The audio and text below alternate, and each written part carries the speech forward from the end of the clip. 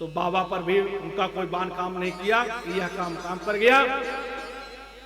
बाबा उसको माफ कर दिए, जाओ तुझे माफ कर दिया, लेकिन कामदेव ने माफ नहीं किया। बोले बाबा मैं तो तेरे साथ ही हूं, क्या पता कहीं गवाही देना पड़े, तो मैं हूं ना। बोले हाँ तू भी मेरे साथ चल। जो राम के साथ चलते थे आज काम को साथ लेके चले हैं, लेकिन चले तो कहां चले। बोले रे, बोले शिव जी को सुनाते हैं, शिव जी ने इनको जला दिया था, मैंने माफ कर दिया, मैं शिव से भी बड़ा हो गया। ये अहंकार आ गया।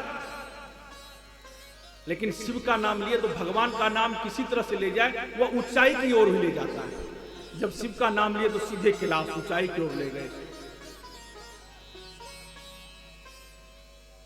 सीधे कैलाश पहुंचे। और जैसे ही नारद जी को देखा है, भगवान शिव दौड़ के आए हैं, प्रणाम किए हैं कि ऋषिवर बहुत दिनों के बाद आपने दर्शन दिया, कहां थे आप? आपकी बड़ी चिंता करती थी, आपके दर्शन होते हैं तो मन गदगद हो जाता है, आपसे पॉजिटिव एनर्जी मिलता है, सब जगह के समाचार मिलते हैं। इतना कहना था कि नारद जी ने तपाक से पूछा आपको हमारे बारे में कुछ पता नहीं है? डांटते हुए बाबा को डांट नहीं, क्योंकि अहंकार है, मैं सबसे बड़ा। आपने अखबारों में कुछ पढ़ा नहीं, टीवी पे कुछ देखा नहीं, व्हाट्सएप फेसबुक सब पर तो मेरा ही वायरल हो रहा है। शंकर जी ने विनम्रता से पूछा बाबा ना तो यहाँ जियो काम करता, ना एयरटेल, ना कोई मोबाइल, ना कोई पेपर देने आता, और मैं तो समाधि में था, अगर पेपर दिया भी होगा तो बाहर पड़े पड़े बर्फ में खराब हो गया। आप ही बताओ क्या हुआ?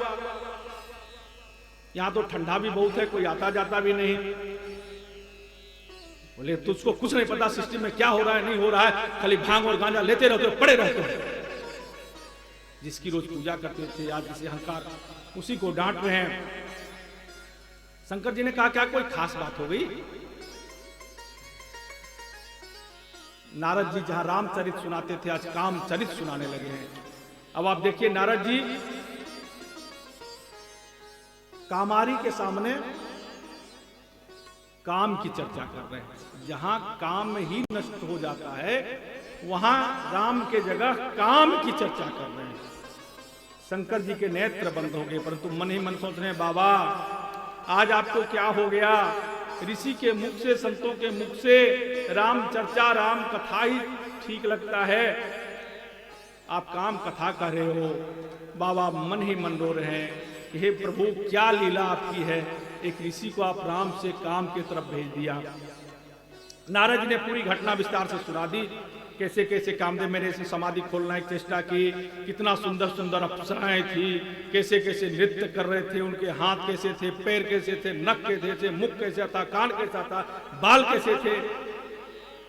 आज उसकी चर्चा कर रहे हैं। वो पहले आते थे राम, भगवान नारायण के मुख की चर्चा करते थे, उनके कुंडलों की चर्चा करते थे, उनके नेत्रों की चर्चा करते थे, लेकिन आज अप्सराएं की चर्चा कर रहे हैं। वही नारद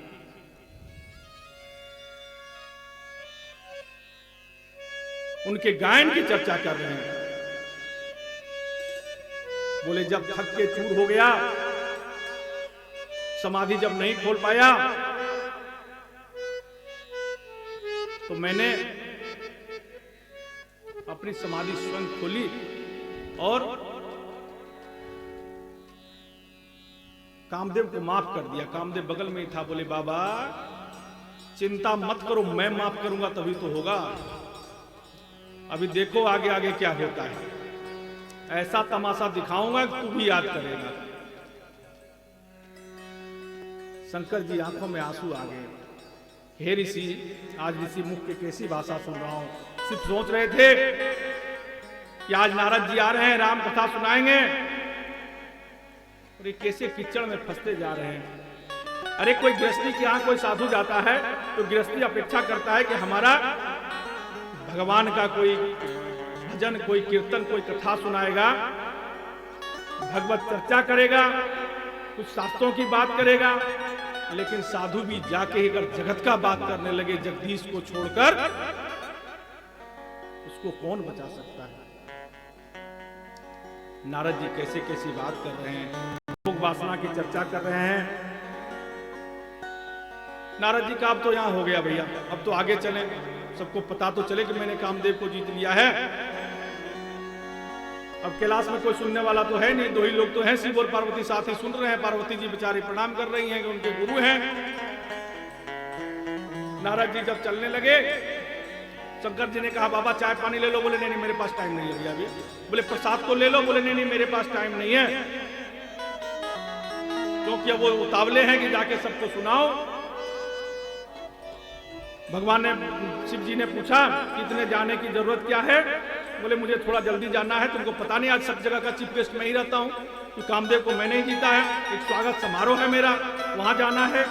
तब यहाँ बैठे बैठे क्या होगा। चलते चलते नारद जी ने पूछा क्या बाबा बताइए, आपको बताई हुई यह कथा कैसी लगी।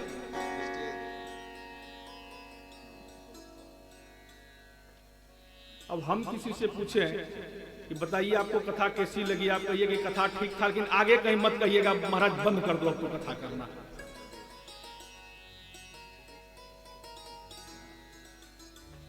उन्होंने पूछा कि बाबा कथा कैसी लगी। उन्होंने कहा कथा सुन के तो बड़ा आनंद आ गया, इतना आनंद आज तो हम तो कभी नहीं आया था, गदगद हो गए। लेकिन एक बात नारद जी, यह कथा कहीं और मत सुनाइएगा, और खास करके तो नारायण को मत ही सुनाइएगा। आप कहो कि महाराज ये कथा तो कहीं मत सुनाइएगा, खास करके इसके इलाका में तो मत सुनाइएगा आप। और मैं कहूं कि भैया बढ़िया कथा लगा, इसीलिए लोग कह रहे हैं ऐसा कि मेरा नाम ना हो जाए, कि ये मेरी सोच है।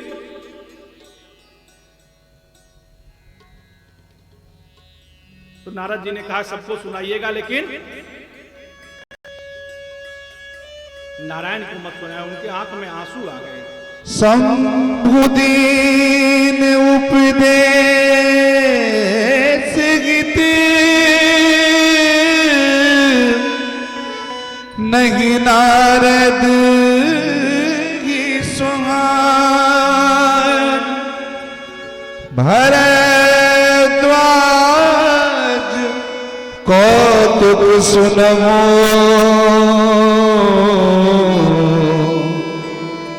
हरे छा बलवान, राम की न चाही सोई होए, राम की न चाही सोई होए, करे अन्यथा करे अन्यथा हंस नहीं कोई, राम की न चाही सोई होए, राम की न चाही सोई होए।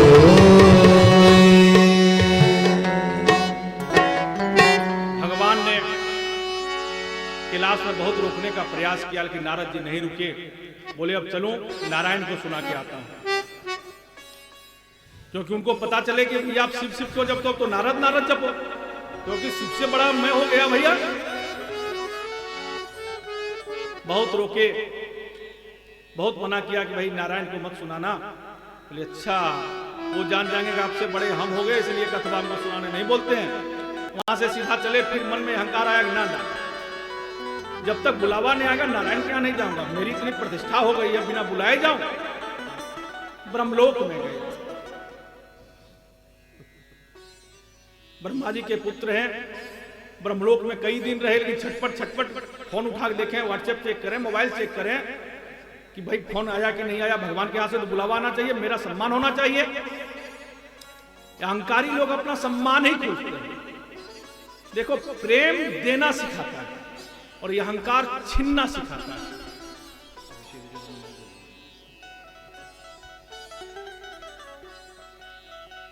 प्रेम में आप जिससे प्रेम करते हो उसको सब कुछ देना चाहते हो, चाहे वो बेटा हो, चाहे वो बहू हो, चाहे पत्नी हो, चाहे पिता हो।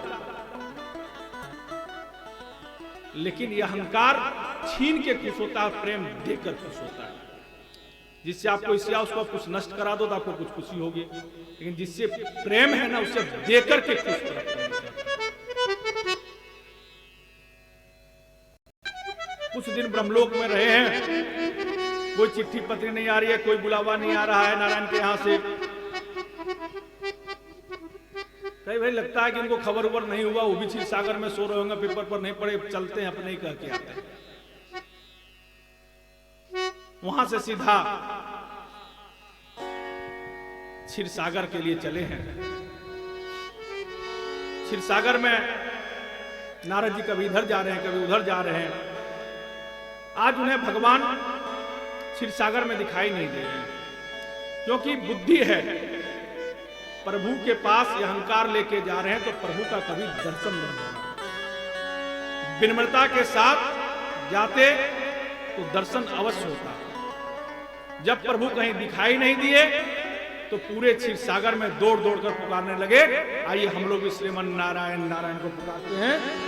श्रीमन नारायण नारायण नारायण, श्रीमन नारायण नारायण नारायण, श्रीमन नारायण नारायण नारायण, श्रीमन नारायण नारायण नारायण, लक्ष्मी नारायण नारायण नारायण, लक्ष्मी नारायण नारायण नारायण, श्रीमन नारायण नारायण नारायण, श्रीमन नारायण नारायण नारायण, मुक्ति नारायण नारायण नारायण, मुक्ति नारायण नारायण नारायण, ओ बद्री नारायण नारायण नारायण, बद्री नारायण नारायण नारायण, हरि ओम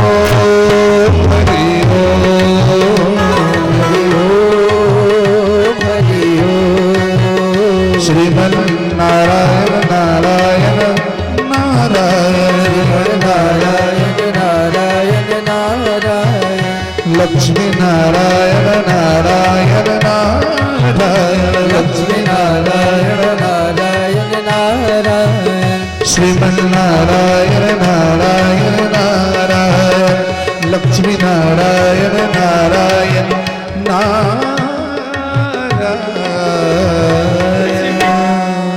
इसी बीच कथा के मध्य में हमारे अनिल चाचा जी, बलवान चाचा जी और उनके साथी सब पानीपत से पधारे हैं। हमारे अमित जी, अभिषेक जी भी आ गए हैं क्या? और हमारे प्रिय रक्षा मंत्रालय में अभिषेक गौड़ जी जो उत्तर प्रदेश से पधारे हैं, और बंगाल से भास्कर मंडल जी भाजपा नेता एक दिन पहले भी आए थे।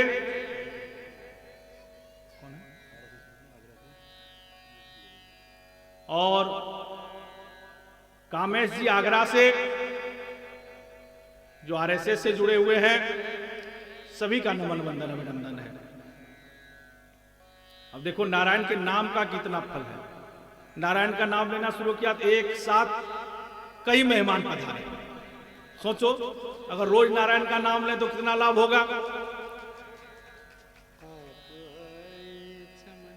लेकिन उस नारायण के नाम से नारद जी को लाभ नहीं हो रहा है, क्योंकि राम को छोड़ के काम में लग गए हैं।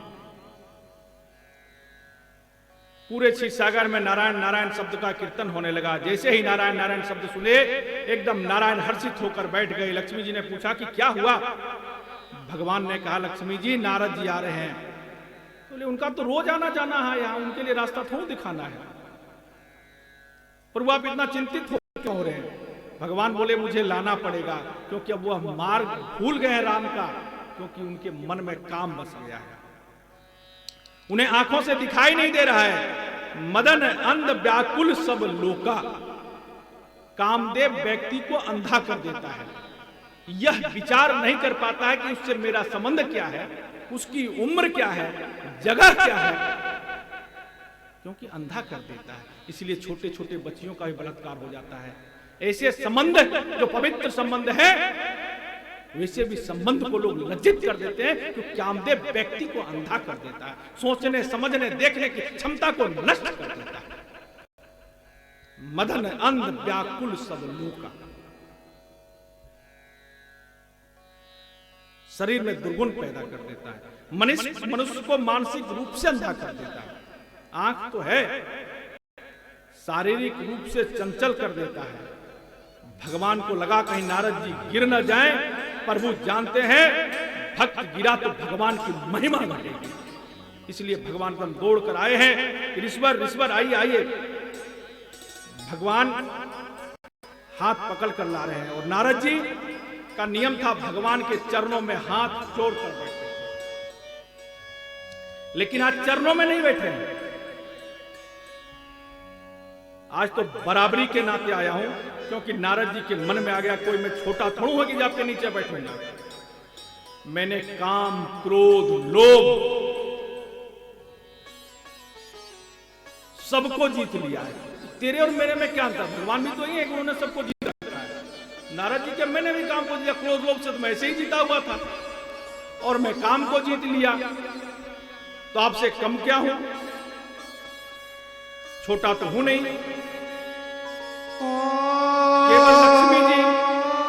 केवल लक्ष्मी जी मेरे पास नहीं, अंतर इतना ही है। आपके पास लक्ष्मी है, मेरे पास लक्ष्मी नहीं है। बस थोड़ी देर में वो अभी भगवान बोले इंतजाम कर देता हूं, तो चिंता मत कर, उसका भी इंतजाम हो जाएगा। भगवान तो जानते थे कि अहंकार कभी नीचे नहीं बैठता, प्रेम नीचे बैठता है। शून्य अहंकार जो इगो लेस हो जाएगा वह नीचे बैठ सकता है। हम कथाओं में भी देखते हैं कि सबको लाना पड़ता, हाथ जोड़कर आइए। और हमारे दिल्ली से भी बहुत बड़े बिजनेसमैन और बड़े धार्मिक कार्यों में लगे रहते हैं, सेवा में। हमारे राहुल भैया भी पधार गए हैं, उनका भी स्वागत है, नमन वंदन अभिनंदन है। सभी लोग ताली बजाकर उनका स्वागत करेंगे। अभिषेक जी भी आ रहे हैं ऊपर, भास्कर जी भी आ रहे हैं, और राहुल भैया भी आएंगे। नारद के गेऊ सगित अभिमाना,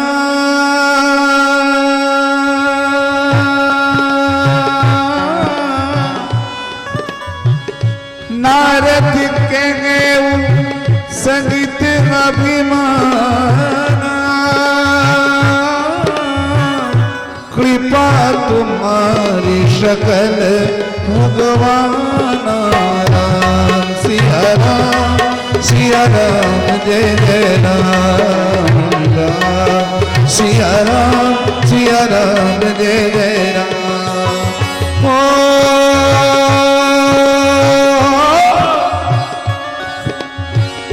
वेगी सोमे डारी गो उखारी, पन हमार सेवक हितकारी। राम सिया राम जय जय राम, राम सिया राम जय जय राम।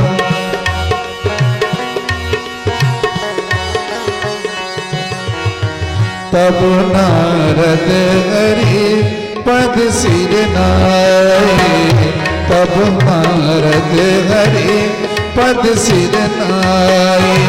जने हृदय अहमति अधिकाए, श्रीपति निज माया तब प्रेमी, श्रीपति निज माया तब प्रेमी। सुनहु कठिन करने तेरे, सुनहु कठिन करने तेरे। तब नारद हरि पद सिर नाए, पद सिर नाए, पद सिर नाए।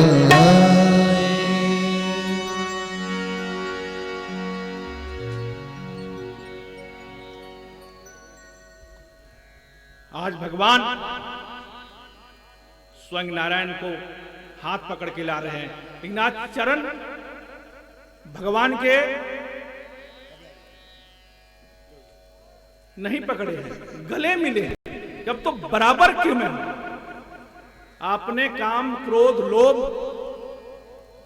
जीता है, मैं भी जीता हूं, थोड़ा सा अंतर है, हो जाएगा पूरा। आज चरण नहीं पड़े हैं, एकदम बराबर के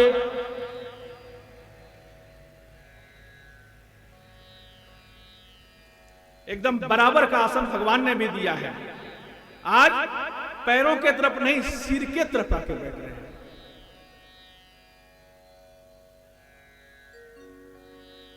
लक्ष्मी जी को बड़ा अटपटा लग रहा है।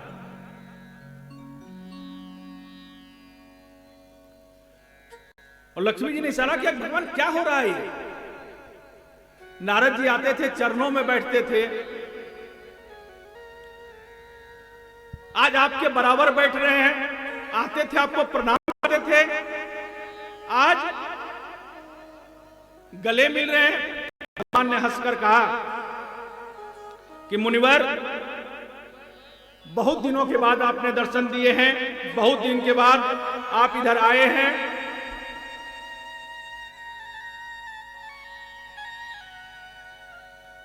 देखो, भगवान से इस भाषा की अपेक्षा तो बिल्कुल ही नहीं था, लेकिन भगवान ऐसे व्यवहार कर रहे हैं जैसे पिता पुत्र के साथ कोई व्यवहार करे। पिता पुत्र कोई पदक जीत के आए, कितना बड़ा सम्मान लेके आ जाए, लेकिन पिता ये पूछा था, अरे तू तो परसों ही आने वाला था बेटा, आ जा रहा है।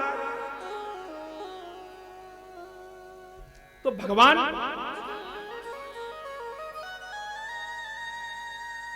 पूछ रहे हैं, इतना दिन के बाद आप आ रहे हैं, कहां थे? बड़ी मैं आपको याद कर रहा था, बहुत दिनन किन्न मुनि दाया, बहुत दिनों के बाद आपने दया की है, बहुत दिन के बाद आप आए। लेकिन नारद जी अंधकार की भावना भगवान की सहज वाणी को समझ नहीं पा रहे हैं।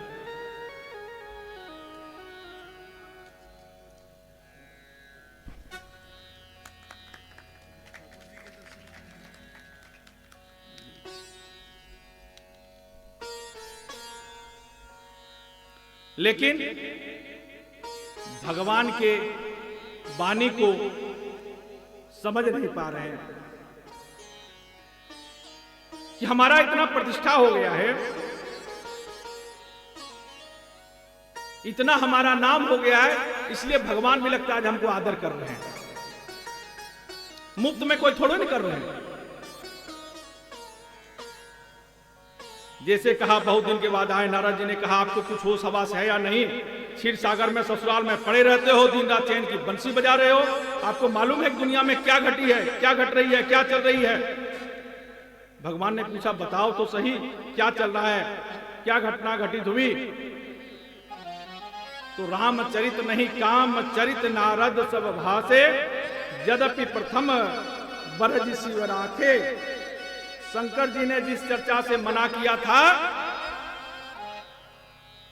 वही चर्चा राम के साथ बैठकर काम की चर्चा कर रहे हैं। क्योंकि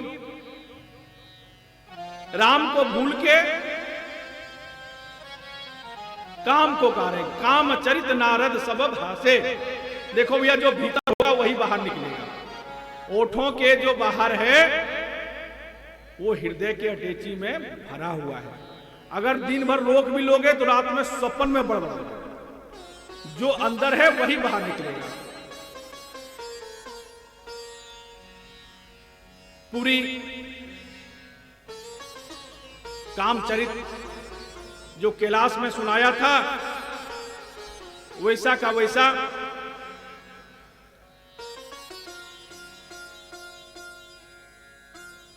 कामचरित भगवान नारायण को भी, राम को भी काम की कथा सुना दिया। भगवान समझ गए कि इनको यह अहंकार आ गया, काम में आ गया, और उस अहंकार से, उस काम से बचाना है, क्योंकि मेरा भक्त है। भक्त की रक्षा कर लिया जाए। भगवान ने एकदम निर्णय ले देख लिया, क्योंकि भगवान के बगल में बैठे हुए हैं लेकिन ध्यान कहां है? कामदेव में लगा हुआ है। ध्यान कहां है? अप्सराएं में। ध्यान कहां है? नृत्य में। ध्यान कहां है? गायन में। ध्यान कहां है? रूप सौंदर्य में। आपका तन कहां बैठा हुआ ये महत्व नहीं है, अपितु मन कहां बैठा हुआ है यह महत्व है। कथा तो तन में है, लेकिन मन कहीं और है तो कथा अंदर प्रवेश नहीं करेगी। लेकिन तन कहीं दूर में भी है, लेकिन मन कथा में लगा हुआ है तो कथा ही आपके अंदर प्रवेश करेगी। भगवान ने विचार कर लिया कि भक्त की रक्षा किया जाए, और वहां से बोले कि मैं अब जो है सो चलता हूं भैया, मुझे बहुत जरूरी है। कई जगह मेरे कार्यक्रम आयोजन लगे हुए, मेरे स्वागत सम्मान समारोह लगे हुए हैं, और वहां से लौटते समय उनको एक नगर दिखाई दिया, और वहां कोई कार्यक्रम का आयोजन हो रहा था। उन्होंने पूछा कि भैया यहां क्या कार्यक्रम का आयोजन है?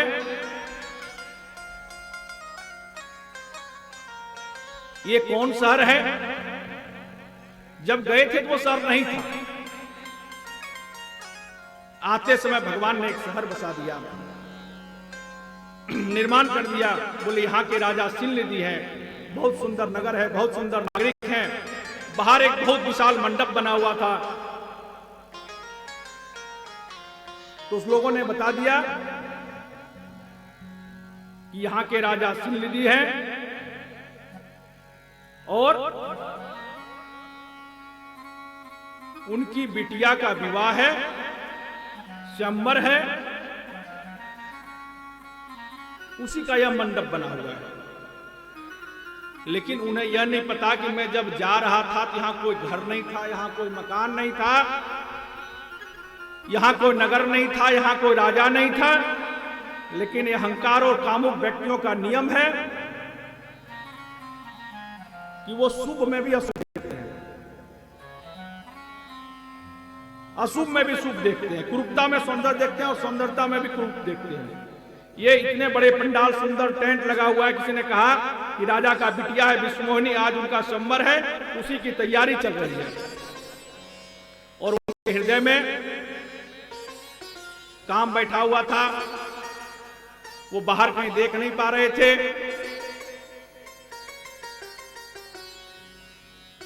उनको लगा क्यों न एक बार राजा के यहां चला जाए, विश्वमोहिनी को देखा जाए, नाम बड़ा सुंदर है। शास्त्र कहता है कि संतों को मेला में कहीं तमाशा लगा हो और विवाह में बचना चाहिए, क्योंकि तमाशा में अगर संत जाएगा तो कुछ देर के बाद संत ही खुद तमाशा हो जाएगा। वहां विवाह में जाएगा तो विवाह की इच्छा जगेगी।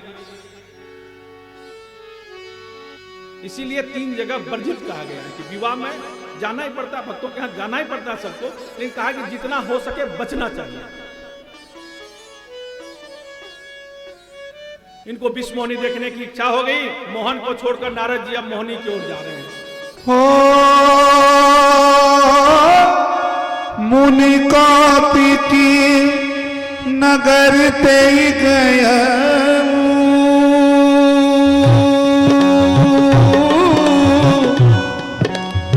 मुनि कौतुक नगर ते गया, पुरवासिन सब पूछत भया, राम सिया राम सिया राम जय जय राम, राम सिया राम सिया राम जय जय राम। हो सुनि सब चरित भूप निगमावे,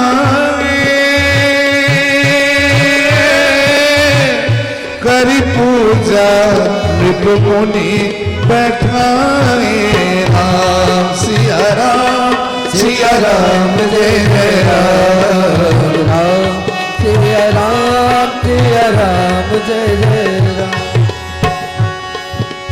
राम सिया राम जय जय राम सिया राम जय जय राम सिया राम जय जय राम।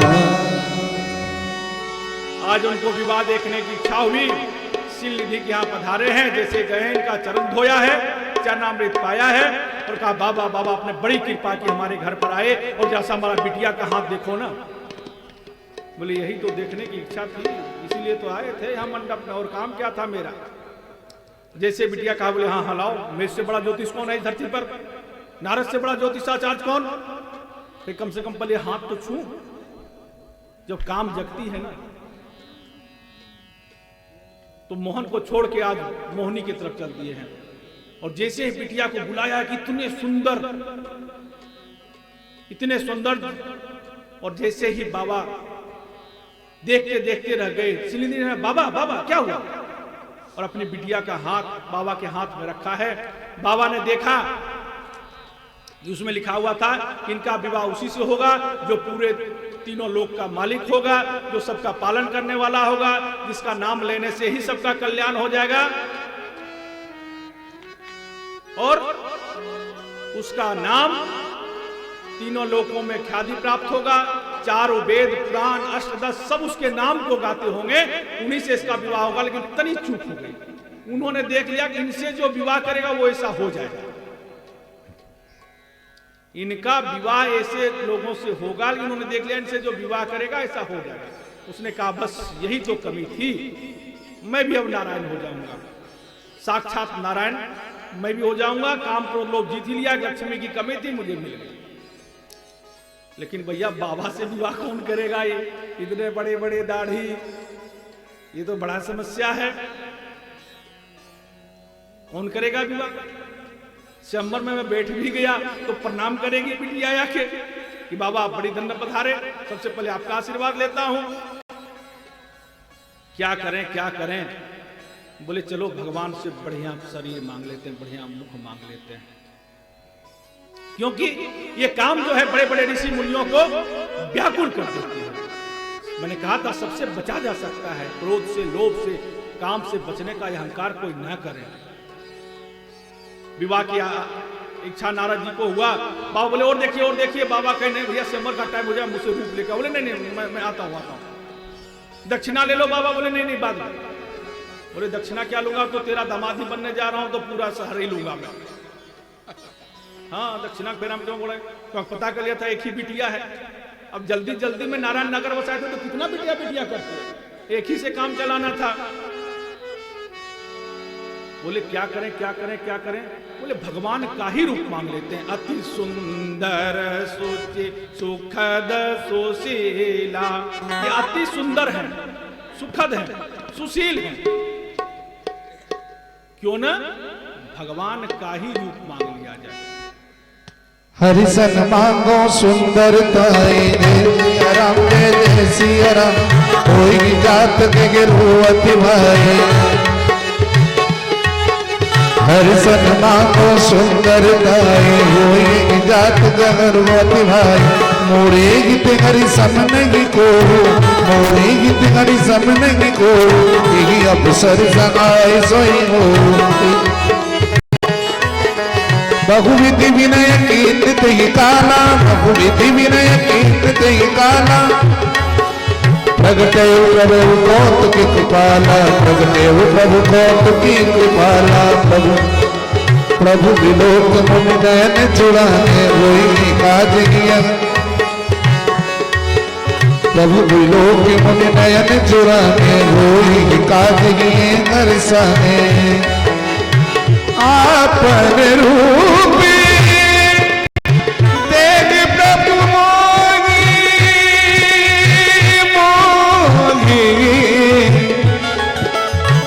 आपन रूप देख प्रभु मोही।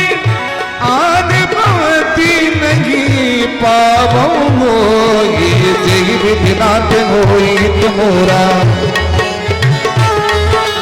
करम सवेद दास मैं तोरा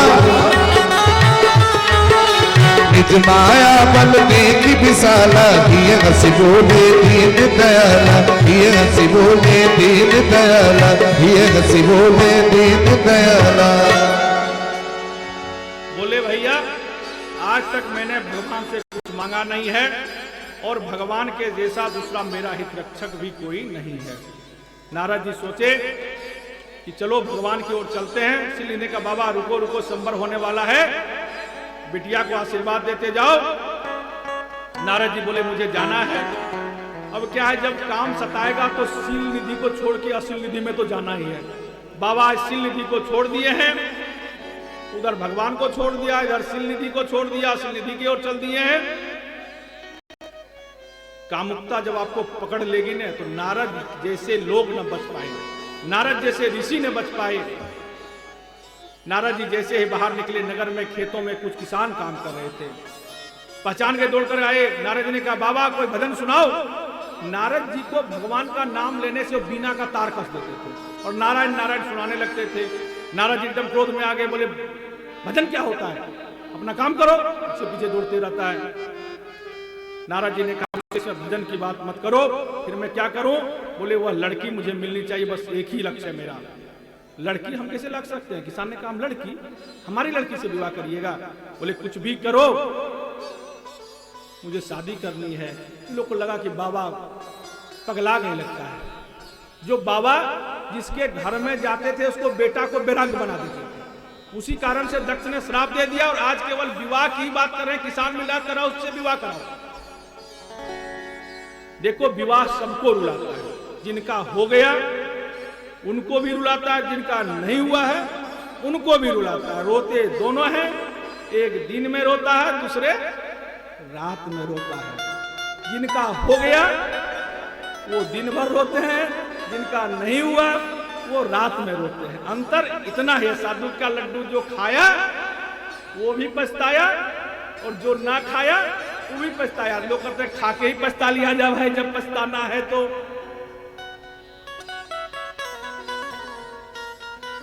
पति पत्नी घर में झगड़ रहे हैं, आपस में गाली गलौज कर रहे हैं, इतने में द्वार पर कोई घंटी बजता है। दोनों मुस्कुराते हुए निकलते हैं, एक दूसरे की गर्दन मरोड़ रहे थे।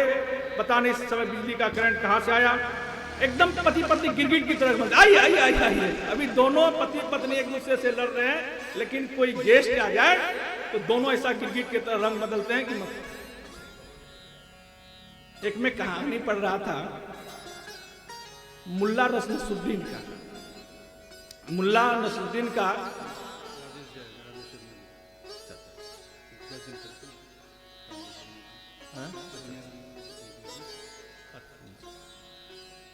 इसी बीच हमारे कांग्रेस के राहुल गांधी के बड़े प्रिय राजेश शर्मा जी कथा के मध्य में पधारे हैं। उनका भी बहुत बहुत स्वागत है, अभिनंदन है। तो मुल्ला की जो बीवी थी उनके सामने भैंस की भी कालिमा कम पड़ गया और मोटा, और मुल्ला जी दुबले पतले। एक दिन दोनों में झगड़ा होने लगा तो बेलना लेके उनके पत्नी ने मारनी चाहिए तो वो खाट के अंदर घुस गया। पत्नी तो घुस नहीं सकती थी, वो तो इतनी मोटी। तब तक कोई उनका गेस्ट आ गया, घंटी बजाया, कहा कि बाहर निकलो कोई गेस्ट आ गया है।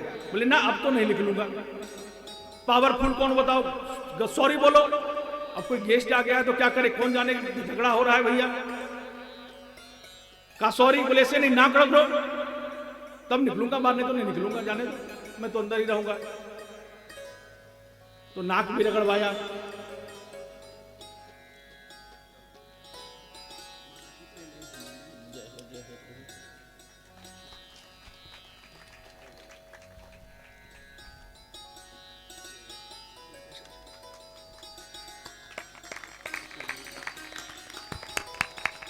बोलिए अवध बिहारी सरकार की।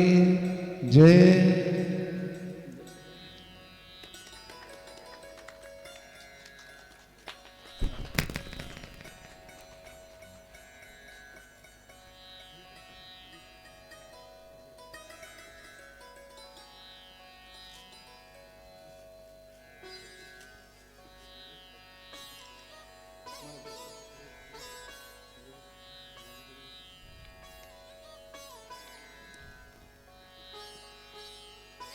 तब तो आप लोग कुछ हरि कीर्तन तो करते रहिए। श्री राम। आज जो है नारद जी विवाह के लिए पागल हो गए हैं। काम जीवन में मैंने कहा सबसे बड़ा दुश्मन है, विवेक शून्य हो गया है। जैसे सामान्य गृहस्थी भी थोड़ा पूजा पाठ भोजन कर लेता है, लेकिन नारद जी एकदम छोड़ दिए हैं। जब तब कछु न हो ही तही काला। अब क्षीरसागर तो बहुत दूर था, स्वयंवर का समय होने लगा था, समय बहुत कम था। अब वहां तक जाऊंगा फिर लौटूंगा, तब तक तो स्वयंवर भी हो जाएगा, कोई लड़का भी बन जाएगा भैया। अब क्या करूं? बहुत घबराहट और बेचैनी होने लगी। एकदम वहीं से पुकारने लगे, भगवान भगवान भगवान, अब तू ही मेरे हो, पितु मातु सहायक स्वामी सखा, तुम ही एक नाथ हमारे हो, जिनके कछु और आधार नहीं, तिनके तुम रखवारे हो। और जैसे ही नारायण नारायण किया, नारायण भगवान लीला करने के लिए प्रकट हो गए। भगवान मुस्कुरा के कहा, रे नारद रोते क्यों हो, क्या बात है, क्या चाहिए? ज्ञान दूं, भक्ति दूं, वैराग्य दूं, या तीनों दूं? नारद जी ने कहा, महाराज ये तीनों में लगा दो आग, मुझे तो तीनों में कुछ नहीं चाहिए। भगवान बोले, फिर रोते क्यों, आखिर कुछ तो चाहिए, बोलो ना, संकोच लग रहा है। देखो भगवान ने साधु को बचा लिया। नारद जी के मुख से बहुत सुंदर सूत्र बुलवाया है। जो नारद जी बोल रहे हैं, क्या बोल रहे हैं, और हमें भी यही बात की प्रार्थना करना चाहिए भगवान से, क्योंकि नारद भगवान के भक्त थे, इसलिए आज नारद को भगवान ने स्वयं बचा लिया है। क्या कहा? जेहि विधिनाथ होयहि मोरा, करहूं सोवेग दास में तोरा। हे भगवान, और भगवान से क्या मांगे? यह काम में भी जाने के बाद नारद जी से सीखने योग्य है। क्योंकि एक महात्मा कथा कर रहे थे और वह कह रहे थे, शराब पियोगे तो नाली में गिरे मिलोगे। एक ने कहा कि भाई आपका भाई वहां शराब पी के नाली में गिरा हुआ है। तो महात्मा ने कहा कि भैया मैं थ्योरी बता रहा हूं, प्रैक्टिकल मेरा भाई बता रहा है, अब तुम्हें समझ लो जो समझना है। तो नारद जी काम के बस में जाने के बाद भी भगवान से क्या मांगना चाहिए कि नारद जी ने हमें बताया। नारद जी माध्यम को जगत को बता दिया क्या मांगे। सीधे सीधे बताते, मेरा पुत्र हो जाए, पुत्री हो जाए, धन हो जाए। अलग अलग मांगने के लिए सीधा एक ही बात कहा, जेहि विधिनाथ हो यही तो मोरा, करहूं सो बेग दास में तोरा। लेकिन मनुष्य बड़ी चालाक होता है। एक बुढ़िया बड़ी गरीब थी, उसके पोते नहीं थे और उसको आंख नहीं था और धन भी नहीं था। उसने तब किया, भगवान प्रसन्न हो गए और भगवान ने कहा, एक वर तू मांग लो मैं दे दूंगा। उसने सोचा क्या मांगू, पोता भी बड़ा जरूरी है भैया, बिना पोता का घर ही सूना। लेकिन पोता हो जाएगा तो मैं देखूंगा कैसे, हो गया तो खाएगा क्या? वरदान एक ही है, क्या मांगे? लेकिन मनुष्य बड़ी चालाक होता है, बोले भगवान मेरे घर में पोता का जन्म हो और मैं उसे सोने के कटोरी में दूध भात खाता हुआ देखूं। भगवान ने कहा कि प्राणी से कोई चालाक नहीं भैया, अब आंख होगा तभी देखेगा। सोना के कटोरे में कौन खाएगा? जो रपति व्यक्ति होगा। बोले पोता भी हो जाए, धन भी हो जाए, मुझको आंख भी हो जाए, वरदान एक ही चाहिए।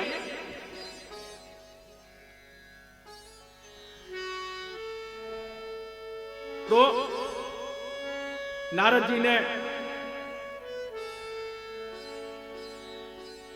कहा ठीक है, लेकिन बोले कहीं गड़बड़ ना हो जाए, कुछ और दे दे। फिर उन्होंने कह दिया आपन रूप देह प्रभु मोहि, मुझे अपना रूप दीजिए। भगवान ने कहा रूप का क्या करोगे? थोड़े संकोच में आगे बोले बस दे दो, मैंने आज तक आपसे कुछ नहीं मांगा प्रभु, आपका नाम ही जपता हूं। अरे बताओ तो सही क्या करोगे? नारद जी बोले विवाह करें। भगवान बहुत जोर से हंसे और बोले अरे बावले, मैं ही तो विवाह करके पछता रहा हूं और तुम विवाह की जिद पर क्यों अड़े हो? तब भगवान ने कहा कि जो तुम्हारा हित रक्षक होगा वही काम मैं करूंगा। जेगी विधि गोही परम हिते, नारद सुनहु तुम्हार, सोई हम करब नान कछु, वचन नम्रता हमार। बोले कि नारद जो तुम्हारा हित होगा हम वह करेंगे। भगवान ने तुरंत एक गुरबानी बोला, हे मुनवर, कोई भयानक बीमार, कोई रोगी वेद से कुपथ्य मांगे, वेद से कहेगी आप चाट पकौड़ी लिख दो, मिठाई खटाई लिख दो, ऐसा पत्र क्या कभी वैद देगा? क्या आप बीमार हैं उसका दवाई देगा कि आपके अनुसार से मिठाई लिखेगा? वैद जो दवा आपके काम का होगा, चाहे कड़वी हो, आपके अनुसार दवा वो नहीं लिखेगा। भगवान स्पष्ट बाने में कह दिए कि जो भी तुम्हारा हित होगा मैं वह करूंगा।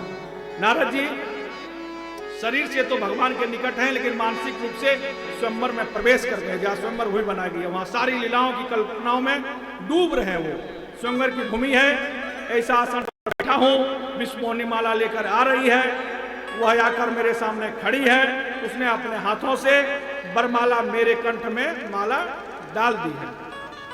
माया विवश भय मुनि मूढ़ा। नारद जी ने सुंदर रूप मांगा था, भगवान ने बंदर का रूप दे दिया। कैसा रूप? बोले हैं मरकट बदन भयंकर देह। मुनि के कल्याण के लिए मुनि को कुरूप कर दिया। नारद जी को भगवान ने 3 रूप दिए। जब नारद जी स्वयं अपने को देखते हैं तो बहुत सुंदर दिखाई देते हैं, लगते हैं स्वयं में नारायण हैं। नारद जी विश्वमोहिनी को जब विश्वमोहिनी देखेंगे तो बंदर दिखाई देंगे, और लोग जब देखेंगे तो स्वयं नारद दिखाई देंगे। व्यक्ति एक ही होता है, उसका आचरण अलग अलग, संबंध अलग अलग दिखाई देती है। कोई किसी के लिए पिता है, कोई किसी के लिए भाई है, कोई किसी के लिए मामा है, कोई किसी के लिए फूफा है, लेकिन व्यक्ति एक है। उसी तरह नारद जी तो एक ही है, लेकिन रूप उनको 3 दे दिया। जब विश्वमोहिनी देखेंगे तो बंदर दिखेंगे, ये देखेंगे तो सुंदर दिखेंगे, और जब जगत के लोग देखेंगे तो नारद दिखेंगे। और सच पूछो तो व्यक्ति तो वही होता, आचरण जीवन में कई बार बदलते हैं, और जैसा आपका आचरण है वैसा ही लोग आपको सम्मान देंगे। और नारद जी मन ही मन मान बैठे कि स्वयंवर मोहिनी उन्हें वरण कर लेगी। कल्पना करने लगे, बढ़िया घर होगा, बढ़िया बंगला होगा, बढ़िया गाड़ी लूंगा, हनीमून के लिए वहां जाऊंगा। वाह क्या बुढ़ापा भगवान ने दिया। ऐसे सोचते सोचते, मनोरथ वाणी सोचते सोचते स्वयंवर में प्रवेश कर गए। सभी ने बहुत सादर किया, सभी ने प्रणाम किया। नारद जी को गलतफहमी हो गई। सबको मालूम है कि शादी तो अपनी होनी है, इधर क्या इधर शंकर जी को जब कथा सुनाया था तो शंकर जी ने 2 गण उनके पीछे लगा दिए, भैया इनकी स्थिति को देखो और मुझे वहीं से लाइव दिखाना सब जगह से। बोले 2 क्यों लगा दिए? बोले अगर एक का नेटवर्क गड़बड़ हो जाए जियो का तो एयरटेल से दिखाना, एक व्हाट्सएप पर लाइव रहना, एक फेसबुक पे लाइव रहना, कहीं कट न जाए कुछ, स्वयं यहां से देखना है कैलाश से मुझे, इसलिए 2 गणों को उनके साथ भेज दिया। एक को लैपटॉप थमा दिया और एक को बढ़िया आईफोन थमा दिया कि भैया गड़बड़ मत हो, कहीं लाइव देखना है मुझे कैलाश में।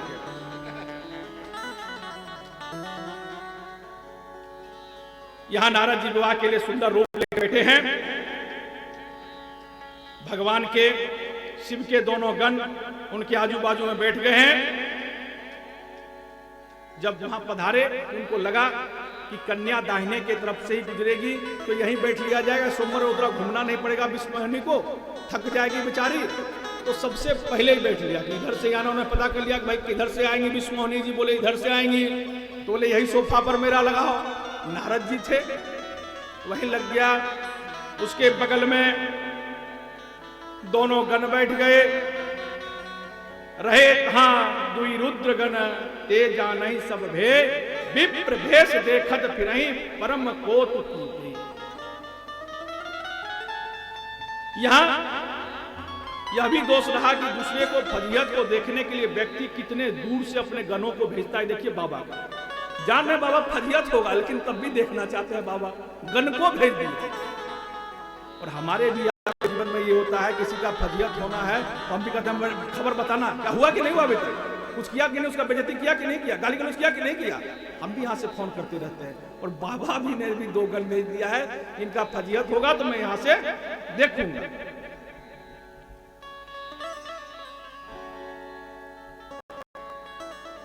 दोनों गण आपस में चर्चा करने लगे कि ऐसा सुंदर सुंदर स्वरूप विधाता ने किसी को नहीं दिया है भैया।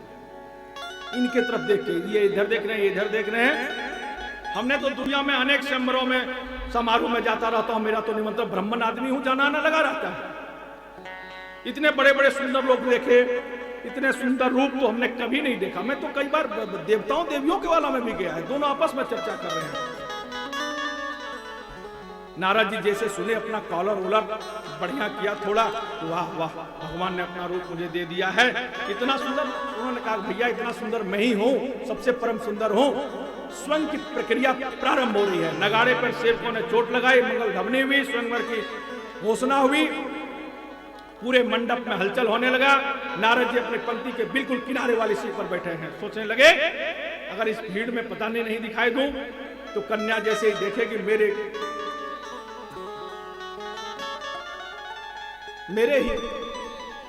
मुझे ही बरमाला डाल देगी, भीड़ में धक्का मुक्की खाने से आराम हो जाएगा। हाथ में पुष्पहार लिए विष्णुमोहनी अष्टसखियों के साथ विवाह मंडप में प्रवेश किए हैं। दाईं कुर्सी पर नारद जी विराजमान है। सखिया ने भी राजकुमारी को दाईं ओर से चलने का संकेत दे दिया और जैसे ही विष्णुमोहनी ने दाईं ओर मुड़कर पहला कदम बढ़ाया, मरकट बदन भयंकर देही। भैया ये कैसे आ गया यहाँ भैया?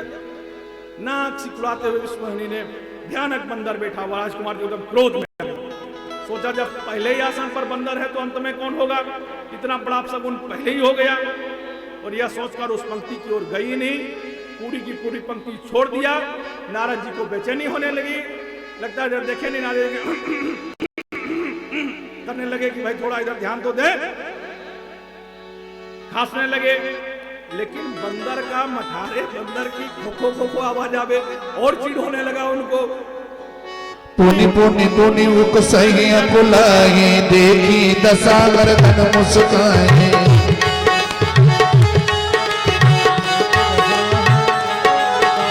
पुनि मुनि मुनि उकसई अकुलाई, देखी दसागर धन मुस्काए।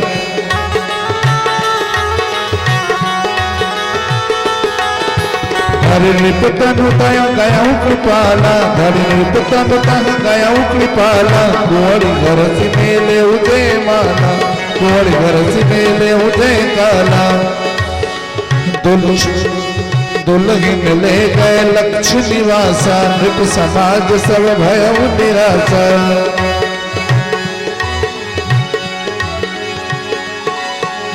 दुल्हन ले गए लक्ष्य निवासा, नृप समाज सब भयउ निराशा, नृप समाज सब भयउ निराशा, भयउ निराशा। राजकुमारी जी को पूरा क्रोध आ गया, एक बंदर आके यहां बैठ गया। उधर देखी नहीं, उस पंक्ति में भी जाना छोड़ दिया।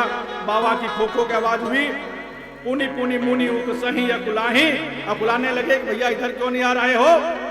आगे उचकते, पीछे देखते, इधर करते उधर करते, यह सब तमाशा देखकर शिव के जो दो गण मुस्कुराते हैं, वो मुस्कुराकर व्यंग किया कि बाबा घबराइए नहीं, धैर्य रखिए, प्रतीक्षा से सब चीजें मिलती है, धैर्य धारण करो, किसी प्रकार का कोई आप चिंता मत करो, विवाह तो आप ही से होना है।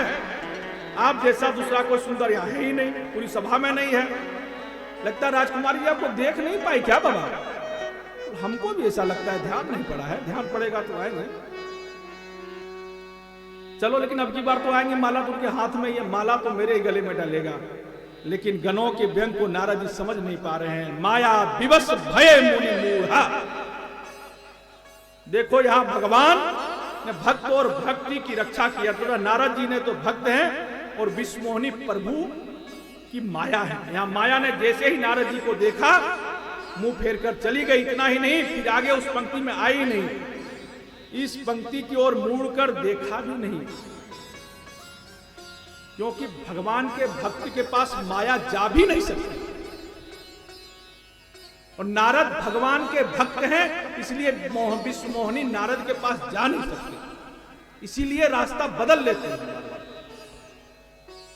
क्योंकि माया मोह भगवान के भक्त को कभी नहीं बांध पा सकता है, लेकिन भक्त की ओर माया देखने की हिम्मत जरूर करता है।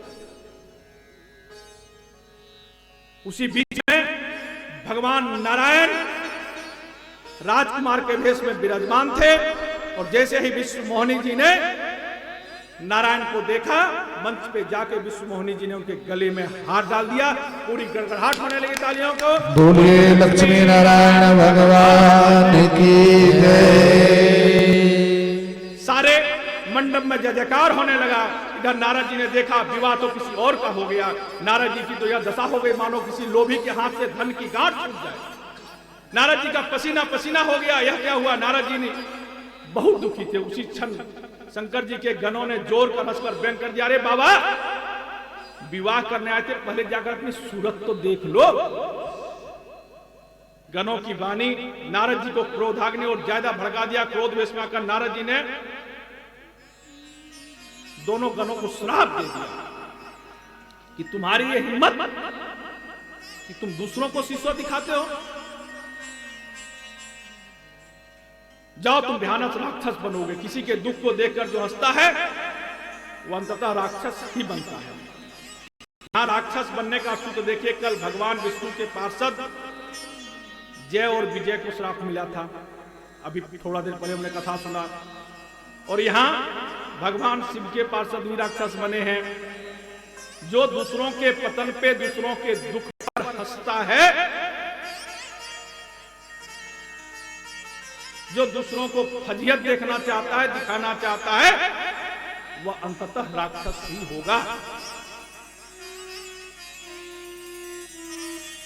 देखो हंसी मजाक की जा सकती है, आनंद प्रकट करने की जा सकती है, लेकिन कई बार हम एक दूसरे को हंसी में उसका अपमान कर देते हैं और कई बार उस अपमान उसका प्राण ले लेता है। इसीलिए बड़ा सोच विचार कर बोलना चाहिए। कहते मीठी बानी बोलिए मन का आपा खोए, ओरन को शीतल करे आपहु शीतल हो। लेकिन अब क्या हो गया है? ऐसी बानी बोलिए सबसे झगड़ा होए, उससे ना बोलिए जो आपसे तगड़ा हो। तो जैसे ही बाबा एक तालाब में हाथ पैर धोने के लिए झुके हैं, जल के अंदर अपना चेहरा स्वरूप देखा, मरकट बदन भयंकर देखी। और जैसे भयानक बंदर रूप देखा, क्रोधाग्नि भड़क गई बाबा की। अब उन्हें भगवान पर क्रोध आ गया। मेरी यह दशा भगवान ने की है, मेरा समाज में उपहास उड़ा करा दिया, अब इनको इनका फल देता हूं। कामाग्नि के पहले ही सुलग रही थी, अब क्रोधाग्नि भी सुलग गई। जो अभी काम क्रोध लोभ को जीत गए थे, कामाग्नि सुलग गई, अब क्रोध भी सुलग गया उनका। यहां से नारद जी क्रोध में भगवान की ओर चले हैं। बस इतना ही अच्छा था, नारद जी जब चलते हैं ना तो भगवान की ओर ही चलते हैं, चाहे वो काम कथा हो चाहे राम कथा सुनाने चले हों, लेकिन जाते हैं भगवान की ओर ही। विवाह की इच्छा लेकर भी चले तो कहां चले? भगवान की ओर। क्रोध प्रकट करने भी चले तो कहां चले? भगवान की ओर चले। दृष्टि गलत है लेकिन दिशा सही है। अगर दृष्टि और दिशा में कोई भी एक ठीक हो जाए तो संभल जाओगे, जो दोनों गलत हो गए तो संभल नहीं पाओगे। तो भगवान कहते हैं कि नारद जी की दृष्टि तो गलत है लेकिन दिशा सही है। अब पूरे सूत्र का ध्यान से दर्शन करिए। काम का चिंतन प्रारंभ हुआ, काम चिंतन से स्त्री संग करने की इच्छा हुई, और इच्छा जब पूर्ण नहीं हुई तो क्रोध आया, और क्रोध में विवेक नष्ट हुआ, और जब विवेक नष्ट हुआ तो व्यक्ति अपने इष्ट का ही अनिष्ट कर देता है। क्रोध में कांपते हुए नारद जी भगवान की ओर चले। भगवान, इसी में एक और गंभीर सूत्र छिपा हुआ। नारद जी का ये सब होने के बाद भी पतन नहीं हुआ। बड़ी ध्यान देने बात है, इतना होने के बाद भी नारद जी का पतन नहीं हुआ। इसमें गंभीर चर्चा करेंगे। क्रोध में थरथर कांपते हुए नारद जी कर रहे हैं, क्रोध में फड़फड़ा रहे हैं। फरकत अधर कोप मन माही, सदति चले कमलापति पाही। देहु श्राप की मरी हूं जाई, जगत मोर उपहास कराई। बीच ही पंथ मिले दनु जारी, संग रमा सोई राजकुमारी। बोले मधुर बचन सुरसाई, मुनि कह चले विकल की नाई। होठ कपकपाते हुए कदम डमडमाते नारद जी दौड़े चले जा रहे हैं। आज इस विष्णु के बच्चे को ठीक कर दूंगा, दौड़े चला रहे हैं। घटना घटित हो गई, नारद जी को भगवान भी इस रास्ते में ही मिल गए। और भगवान का स्वभाव है कि भगवान भक्त की ओर जब जाता है तो भगवान, आप अगर 8 पद चलोगे तो भगवान 60 पद चलते हैं। तो भगवान की ओर चले, भगवान भी इस रास्ते में ही मिल गया। जब क्रोध होता है तो स्वर का हमें अनुभास रहता करते, आज विष्णु के बच्चे को ठीक कर दूंगा। और आप क्या करते हैं? उल्लू के बच्चे हो क्या? अपने बच्चे को ही आप कहते हैं उल्लू के बच्चे हो क्या? अपने आप को ही आप उल्लू कहते हो, क्रोध में आपको पता नहीं चलता। कैसा मूर्ख ने तुझे पैदा किया है? अपने बेटे को आप क्रोध में डालते हो। जब क्रोध में होते हैं तो आपको भी आवाज नहीं होता मैं क्या बोल रहा हूं। आज वही बात करें, विष्णु के बच्चे को मैं ठीक कर दूंगा। नारद जी भगवान को बीच रास्ते मिल गए। वही भगवान का स्वभाव है कि जब भक्त उनके तरफ चलता है तो बीच रास्ते मिलते हैं। कौशल्या जी भी दौड़ रही है, भगवान रास्ते में मिलते हैं। देखो, प्रभु से मिलने के साधक जब साधना के मार्ग पर चलता है तो प्रभु बीच मार्ग में ही आकर मिल जाते हैं, क्योंकि प्रभु को लगता है कि इसने कटीले मार्ग पर चलने का साहस किया, कहीं चलते चलते थक कर बैठ न जाए, इसलिए भगवान स्वयं बीच मार्ग में जाकर उनको दर्शन कर देते हैं। जो तू आवे 8 पग तो मैं आऊं पग 60। अरे चलना तो बहुत है। भगवान ललायत रहते हैं कि अगर तू मेरी देखने भी लगे ना मेरी ओर तो भगवान दौड़ कर आएंगे। मुनि कहां चले विकल की नाई। संसार की ओर तरफ दिन रात दौड़ते रहते हो, कभी भगवान की तरफ सोच के विचार के भावना से देखो। भगवान कभी कष्ट नहीं देते, कभी दुख नहीं देते, क्योंकि जो जिसके पास है नहीं वो देगा कहां से? दुख कौन देता है? इस संसार में जहां है यहां सुख है ही नहीं, यह दुखालय है। और भगवान के पास सुखालय है। जो चीज हमारे पास है नहीं, कहो महाराज जी आप 50 लाख रुपए दे दो, मैं खूब देना चाहूं, खूब प्रेम है नहीं, दूंगा कहां से? मिठाई के दुकान में जाके बोलो कि एक बढ़िया सुंदर रामचरित पुस्तक दे दो, कहां से देगा? उसके पास है नहीं। किताब के दुकान में आप कपड़े मांगो, नहीं दे सकता। आपका खूब देना चाहता है, वो खूब मित्र हो। वैसे भगवान से अगर दुख मांगोगे भी तो भगवान नहीं दे पाएंगे, क्योंकि भगवान के पास दुख है ही नहीं। कुंती ने तो संकल्प ले लिया था, कसम खिला लिया था, भगवान नहीं दे पाए क्योंकि भगवान के पास है ही नहीं वो सुखालय। भगवान केवल और केवल सुख देते हैं। भगवान किसी में बाधा नहीं बनते, प्रकृति कहीं बाधा नहीं उत्पन्न करती। बाधा कौन उत्पन्न करता है? मनुष्य रूपी। गंगा गोमुखी से चली थी, रास्ते में किसी को पूछा क्या कि समुद्र का रास्ता कहां जाएगा? समुद्र तक गई, लेकिन आज का इंसान उस गंगा को भी बीच में बांध के कह देगा समुद्र यही है, तो यही रुको। बाधक आपके जीवन में मित्र, इष्ट, कुटुंब संबंधी हो सकते हैं, लेकिन आपके बाधक परमात्मा कभी नहीं। परमात्मा कभी बाधा नहीं करता। पिता कभी पुत्र का बाधा उत्पन्न कर सकता है क्या? पिता हमेशा बच्चों का कल्याण चाहता है। हर व्यक्ति चाहता है कि जीवन में सबसे बड़ा व्यक्ति मैं बनूं, लेकिन उसी क्षण वो चाहता है कि हमसे बड़ा मेरा बेटा बने।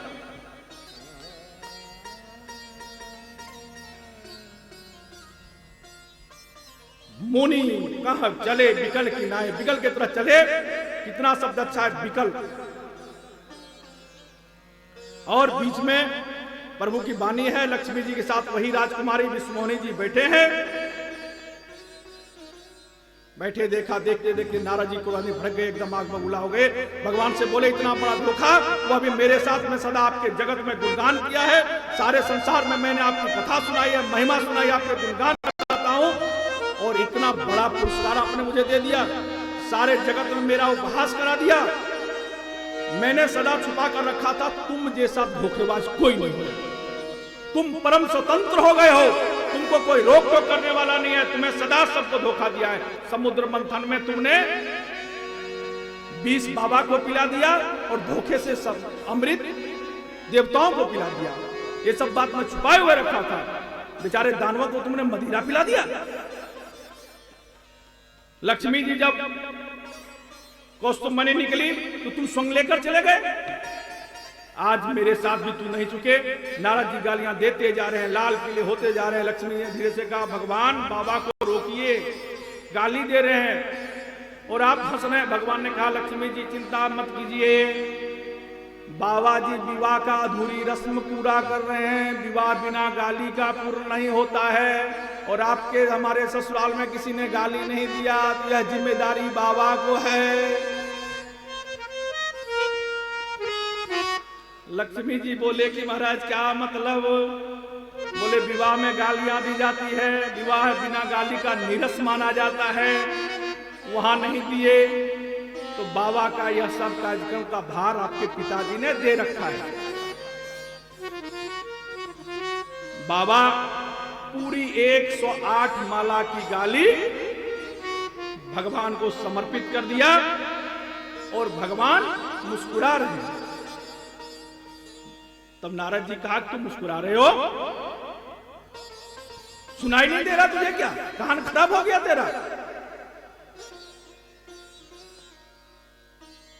लक्ष्मी जी कहा कि अब तो रोकिए, बहुत ज्यादा बोल रहे हैं। तो भगवान ने कहा कि हमारा निजी मामला है, भक्त और भगवान के बीच में आप मत आइए। बच्चे अगर गाली भी दे तो बड़ी मीठी लगती है, कुछ भी बोले बच्चा बोला बोला बोला बोला बोला। इसीलिए कई बार बड़े बड़े लोग उसकी तोतली भाषा में बात करवाते हैं, आनंद लेते हैं। और जब नारद जी ने कहा परम स्वतंत्र न सिर पर कोई, तुम ये समझते हो कि तुम्हारे ऊपर कोई बोलने वाला नहीं है, इसलिए जो चाहे सो मनमाना व्यवहार कर लो, अब मैं तुम्हें इसका दंड देता हूं। नारद जी ने भगवान को कहा और इसका साप दे दिया, एकदम भयानक साप। क्या साप था? आइए तुलसी जी के पास। कपिला कृति तुम कीन हमारे, कपिला कृति तुम कीन हमारे, करी नहीं केस सहाय तुम्हारे, मम अपकारी कीन तुम भारी, मम अपकारी कीन तुम भारी, नारी विरह तुम हो दुखारी, नारी विरह तुम हो दुखारी, कृति तुम कीन हमारे, श्राप शीस धरी हरसी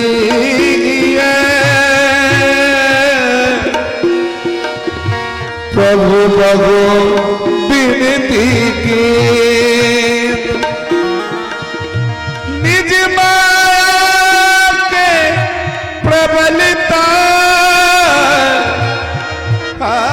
निज माया के प्रबलता करसी कृपा निधिनी, करसी कृपा निधिनी।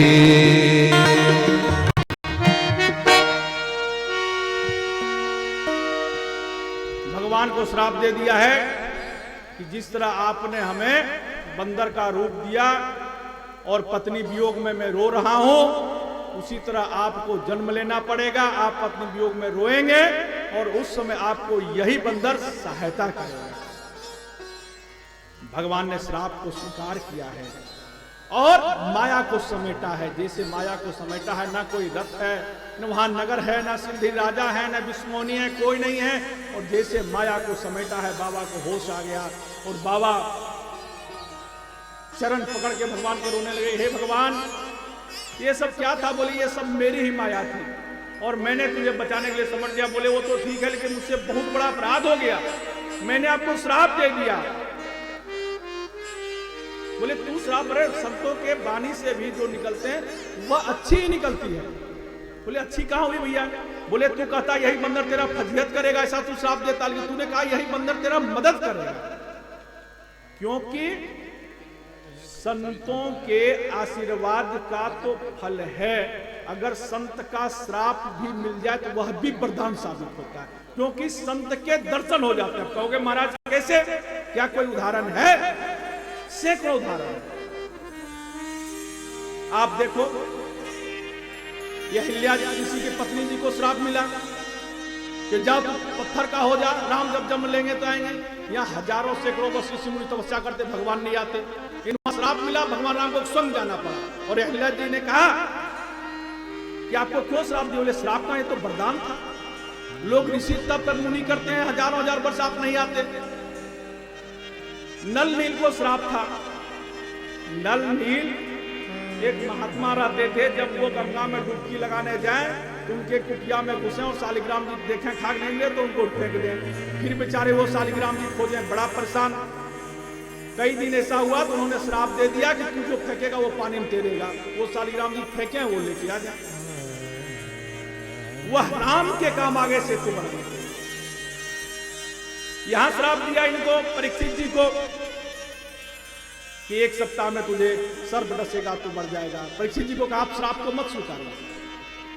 परीक्षित ने कहा नहीं, श्राप नहीं है तो वरदान है। कौन जानता है 1 सप्ताह जीवित रहेंगे? अभी है पता नहीं कल रहे नहीं रहे, अगला सांस की गिनती नहीं है। और 1 सप्ताह जमराज का बाप भी मुझे नहीं उठा सकता, क्योंकि यह ऋषि की वाणी है, यह मुनि की वाणी है। तो मेरे लिए तो वरदान है कि मुझे 1 सप्ताह का पता चल गया कि मैं 1 सप्ताह भी जीऊंगा। कौन जानता है कितना दिन जिएगा? इससे हजारों उदाहरण है कि अगर संतों के वाणी से श्राप भी निकलता है, वह भी वरदान ही साबित होता है। आज इन्होंने श्राप दिया, इनका मुनि अपने श्राप कहां दिया? आप तो बोलते हैं कि यही बंदर आपको फजीहत करेगा, आपने कहा यही बंदर आपको मदद करेगा। आपसे तो अच्छा बात निकलती है, सब समेटा है। बड़ी चरण पकड़कर रोने लगे, हे प्रभु मुझसे बड़ा गलती हो गया, बहुत बड़ा अपराध हो गया।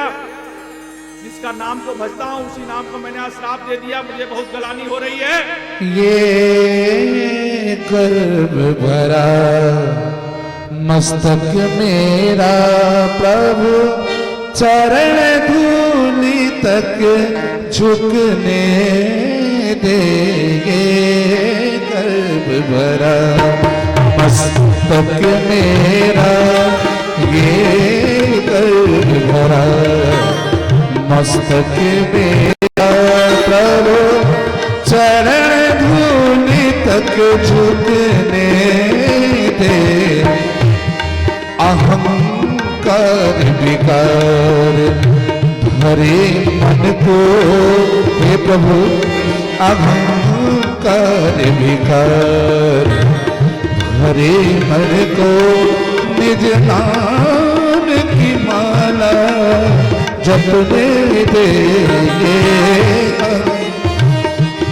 ये गर्व भरा मस्तक मेरा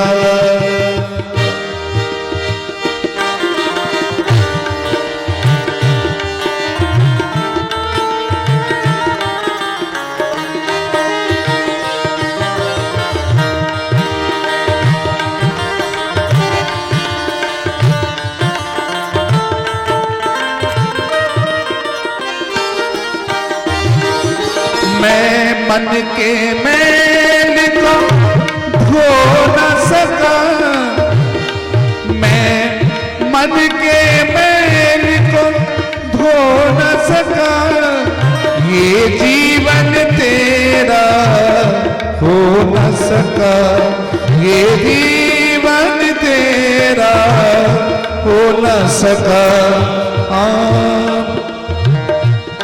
मैं प्रेमी हूँ इतना न झुका, मैं प्रेमी हूँ इतना न झुका, गिर भी जो पड़ूं तो उठने देंगे गर्व भरा मस्तक मेरा।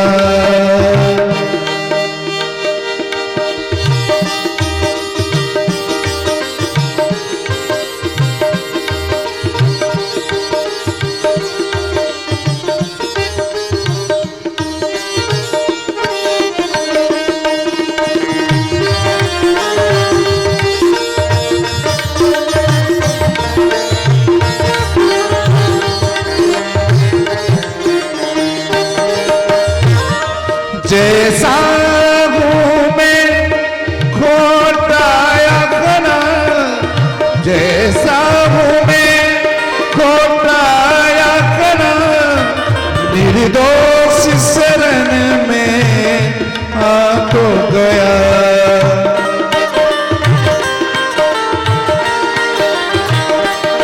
जैसा हूँ मैं खोटा या खरा, निर्दोष शरण में आ तो गया, आ तो गया।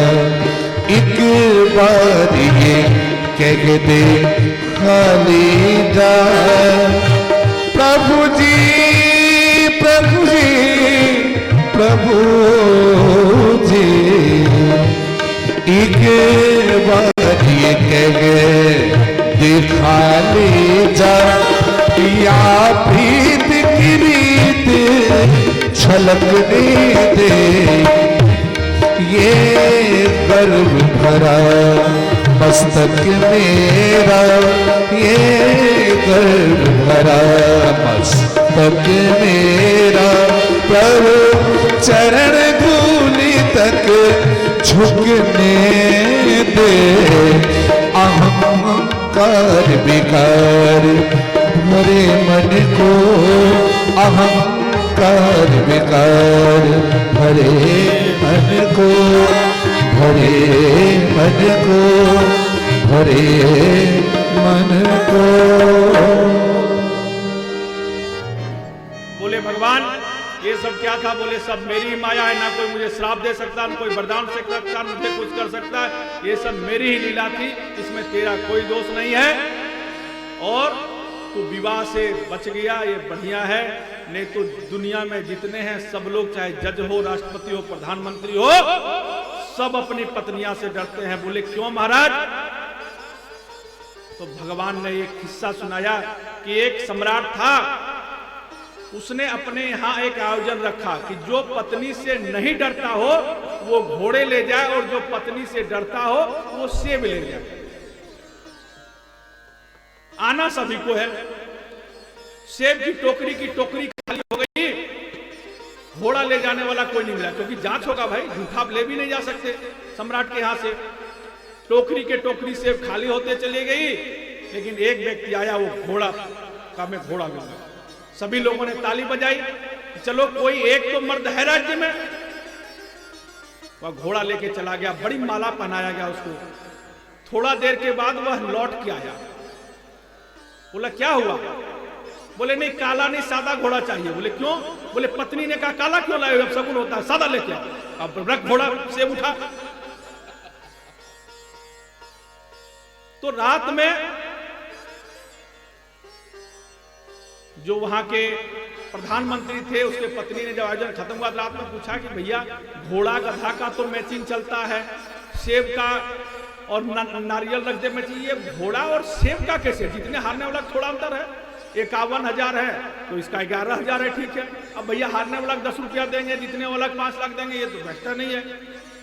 तो बोला चल जाऊंगा तो पूछूंगा। पत्नी बोला कल का नहीं, मैं चिंता सता अभी जाओ। रात में 12 बजे प्रधानमंत्री राजा के यहाँ गया कि भाई इतना रात में आने क्या जरूरत पड़ी भैया? बोले वो पत्नी मानी नहीं। पत्नी पूछ रही है कि ये कैसे आप रख दिए घोड़ा और एक सेब?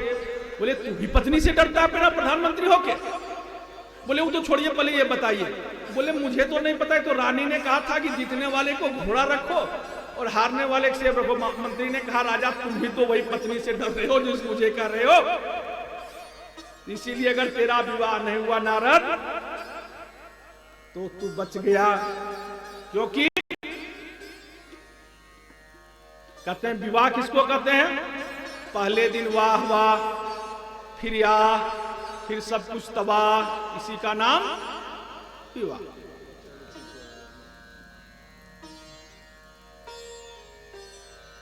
भगवान बोले कि भैया एक तो होती है धर्म पत्नी, एक होती है पत्नी और एक होती है वाइफ।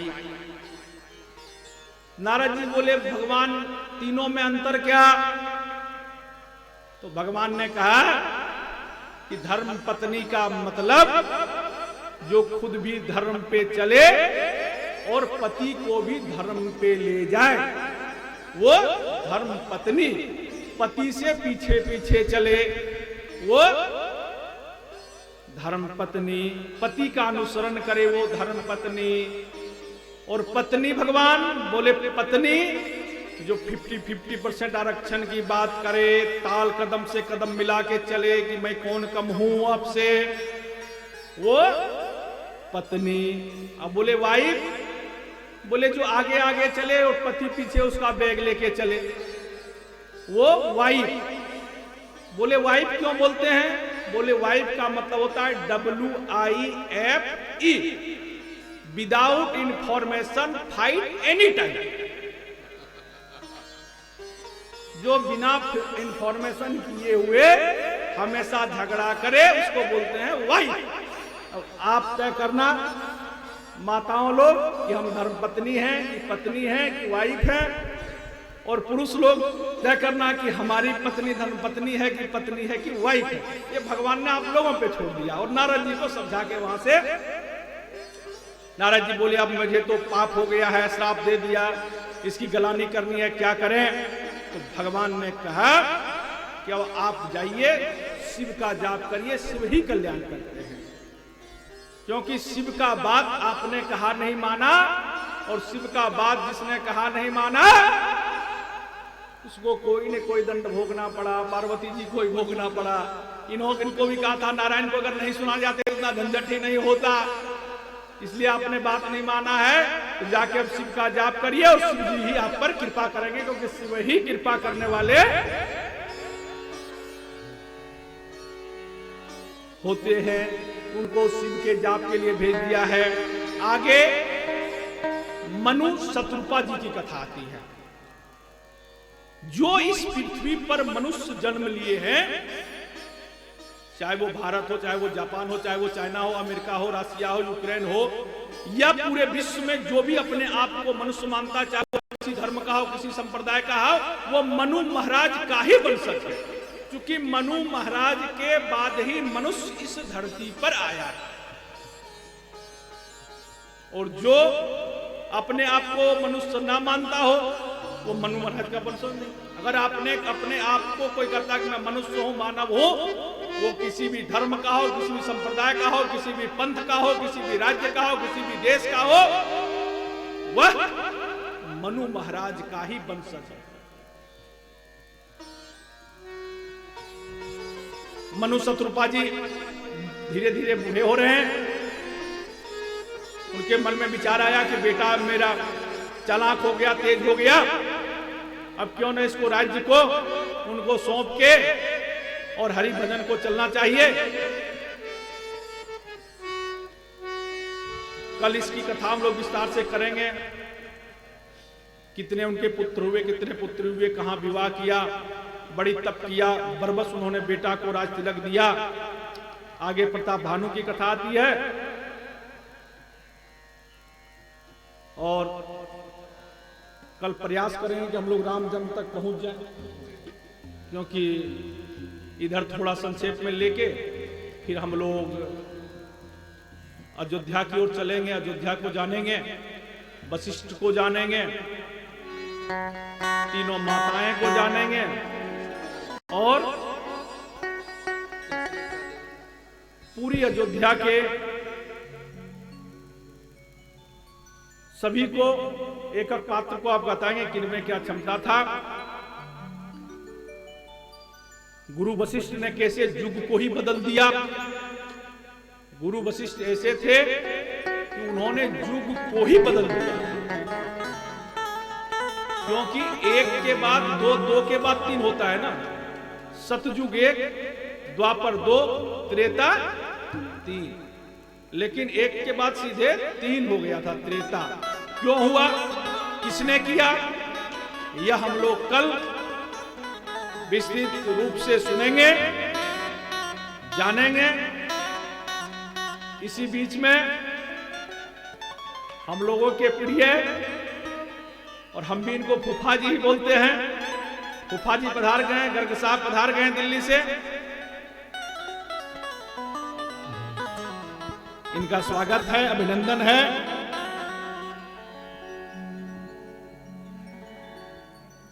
क्योंकि कथा का प्रभाव ऐसा होता है कि लोग दौड़े चले आते हैं। यह भगवान का प्रभाव है, यह कथा का प्रभाव है, यह प्रसाद का प्रभाव है। कथा व्यथा को मिटाती है, प्रसाद विषाद को मिटाती है। इसलिए लेकिन मानव बड़ी चालाक होता है। एक सर्कस में हम गए थे बचपन में देखने के लिए, तो उस सर्कस में देखे कि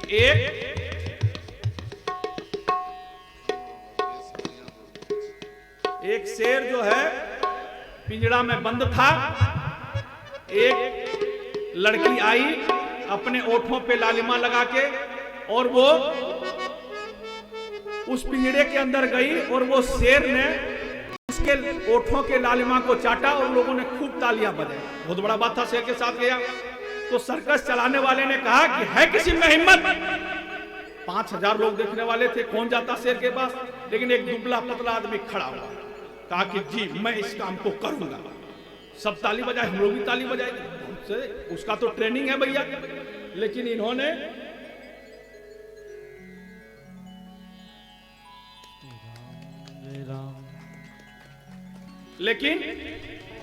बोले थोड़ा सा अंतर है भैया, थोड़ा चेंज करना पड़ेगा। बोले क्या, बोले शेर के जगह पर मैं रहूंगा और ये लड़की ओठों पे लालिमा लगा के मैं चाटूंगा, इतना ही अंतर करना है। तो मनुष्य बहुत चालाक होता है। इसलिए अब हम लोग, समय भी हो रहा है, तो आरती की भी तैयारी करेंगे। और कभी कभी अर्थ का भी अनर्थ हो जाता है, कभी कभी समझ में भी अनर्थ हो जाता है। जैसे हम और आप रामचरितमानस के कुछ पंक्तियों को बदल दिए। समर्थ कहूं नहीं दोष गुसाई, तुलसीदास जी ने क्या, समर्थ कहूं, सामर्थ्यवान में उसी को कहूंगा नहीं दोष गुसाई, जिसमें तनिक भी दोष न होगा, सामर्थ्यवान में उसी को कहूं कर सकता हूं। लेकिन यहां हम क्या कहते हैं, समर्थ कहूं नहीं दोष गुसाई, सामर्थ्यवान को कोई दोष नहीं लगता। ऐसे तुलसीदास जी कैसे बोल सकते थे भैया कि सामर्थ्यवान को कोई दोष नहीं लगता। शब्द को हम बदल देते हैं, कभी कभी इशारा गलत हो जाता है, एक बार एक बिटिया का विवाह, शहर की बिटिया थी, पढ़ी लिखी थी, एक गांव के धनाढ्य लोगों से हो गया। दामाद पढ़ा लिखा नहीं था, धन था, उनका विवाह हो गया। और जब विवाह होता है और विवाह के बाद बेटियां वापस आते हैं, उनकी सहेलियां बड़ी पूछती है कैसी हैं जीजाजी, कैसा है घर, कैसा है, सब कुछ पूछे। तो पढ़ी लिखी थी, अपने पति का अपमान कैसे कर सकती थी? तो कहा कि बहुत बढ़िया है जीजाजी, बहुत पढ़े लिखे हैं, बहुत समझदार हैं, बहुत अच्छे हैं, सरल हैं, सुशील हैं, बहुत प्रेम करते हैं हमसे। सखिया ने कहा आएंगे तो देख ही लेंगे जीजाजी को भाई, जिसके आगे जी और पीछे जी वही जीजाजी। बोले देख लेंगे। एक समय आया, ससुराल आए तो लकड़ी पर वही गरम गरम सब्जी बनाई थी और पूरी छान छान के उनको देने लगी अपनी।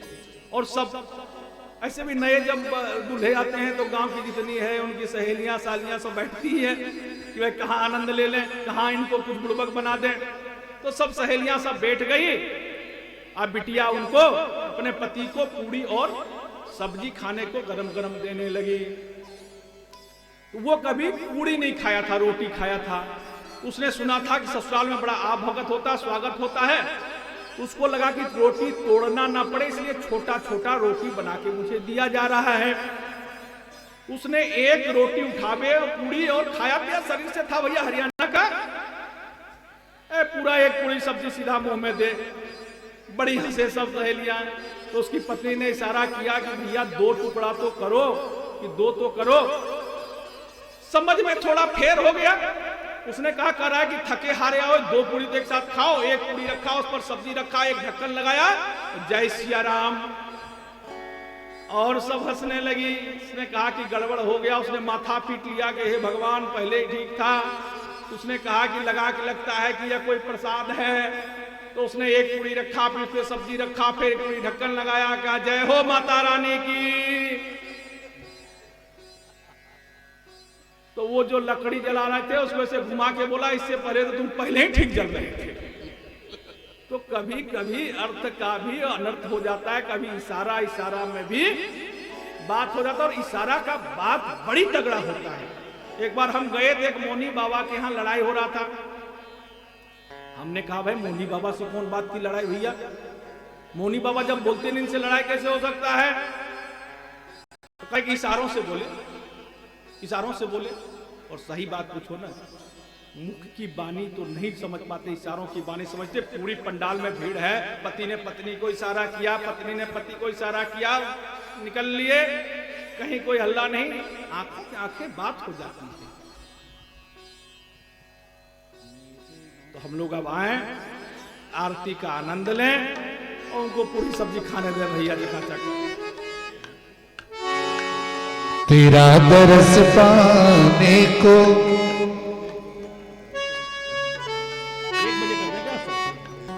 अच्छा शायद शाम में आप लोग को लेट हो रही है, तो कल से हम लोग 1 से 5 कथा कर दें क्या? हैं?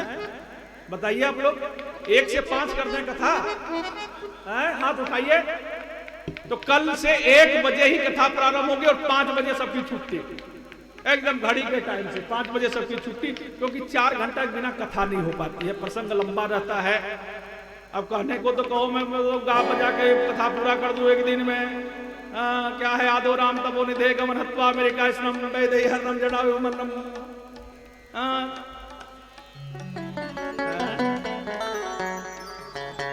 2 से 6 तो चल ही रहा है भैया, यही चलने दे, वही चलने दीजिए महाराज, वही जैसे। हाँ 6 बजे तो समाप्ति कर ही देता हूं मैं भैया।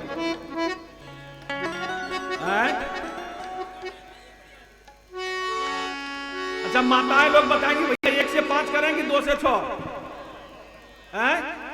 1 से 5 तो कल से भैया कथा एकदम 1 बजे प्रारंभ हो जाएगी। अब वोट के वोट पर ही सरकार बनती है।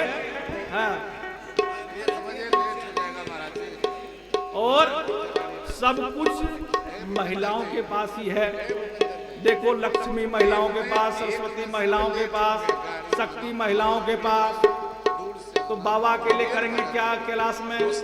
वो तो भाई तांडव ही तो करेंगे बाबा हैं?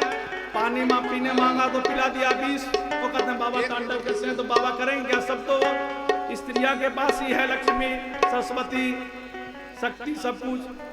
चलिए आरती करिए, आनंद लिया। ओम चंद्रमा मनुषो जातो सूरजो जायता श्रोत्राद्वायुष प्राण से मुखाग्निरजायता।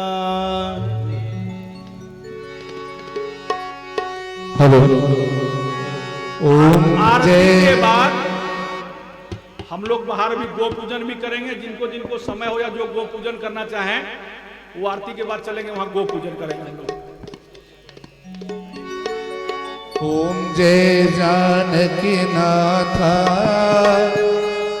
प्रभु जय श्री रघुनाथा।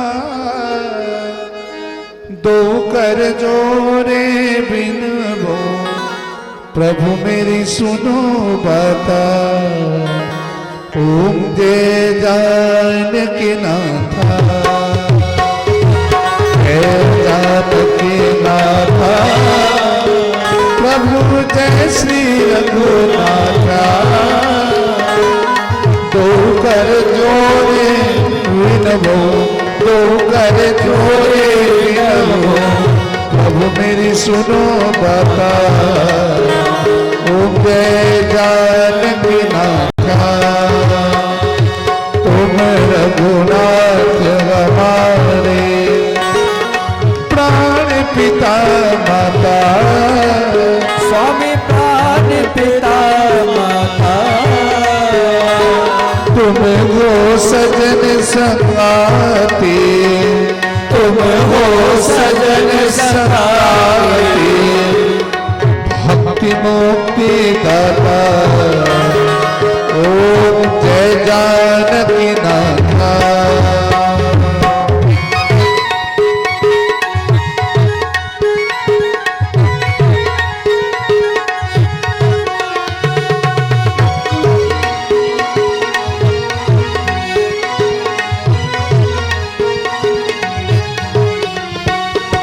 सीता लक्ष्मण सीता राम लक्ष्मण भरत शत्रुघ्न सब चारों भैया। प्रभु सब चारों भैया।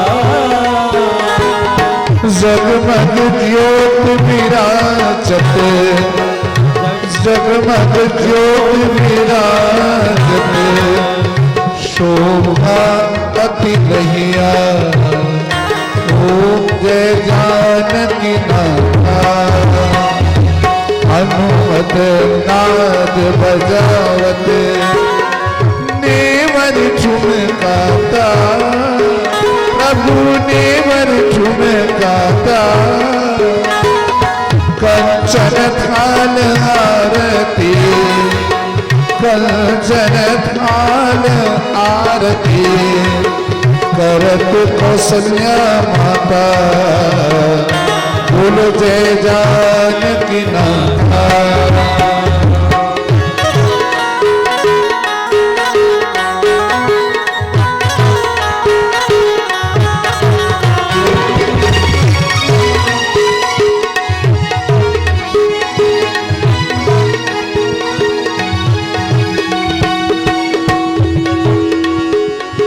किरीट मुकुट कर धनुष विराजत।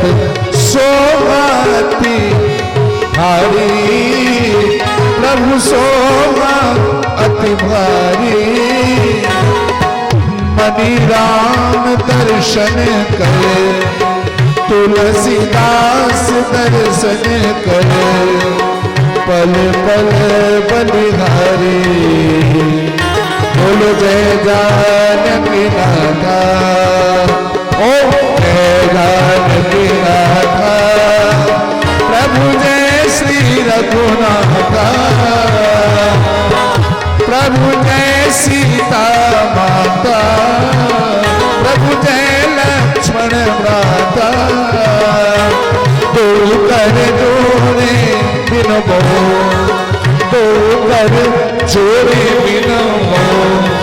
प्रभु मेरी सुनो बाबा, ओम जय जानकी नाथा, ओम जय जानकी नाथा, बोलो जय जानकी नाथा।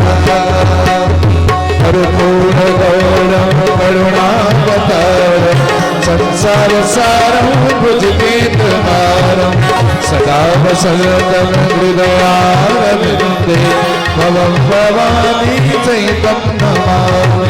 त्वमेव माता च पिता त्वमेव, त्वमेव बन्धु च सखा त्वमेव, त्वमेव वेद्या द्रविणं त्वमेव, त्वमेव सर्वं मम देव देव। अच्युतं केशवं राम नारायणं, कृष्ण दामोदरं वासुदेवं हरिं, श्रीधरं माधवं गोपिका वल्लभं, जानकी नायकं श्रीरामचन्द्रं भजे। हरे राम राम राम हरे हरे, हरे कृष्ण कृष्ण कृष्ण हरे हरे, हरे राम राम हरे हरे, हरे कृष्ण कृष्ण कृष्ण हरे हरे, हरे राम राम हरे हरे, हरे कृष्ण कृष्ण कृष्ण हरे हरे, हरे कृष्ण हरे हरे, हरे राम राम हरे हरे, राम हरे हरे, राम हरे हरे। जलेन शीतले कर्णम पुष्पै देवाय वंदनम, आत्माभिवंदनम परमात्माभिवंदनम, आरार्ति ग्रहणम मंत्र पुष्पांजलि। हरि ओम जजनेन जनमय जन्द देवा सानि धर्माणि प्रथमान्यासन्न, तेह नाकं महिमानः सचन्दस्रपूर्वी साध्याः सन्ति देवाः। हरि ओम राजाधिराजाय प्रशय्य साहिने, नमो वयं वैश्रवणाय कूर्महि।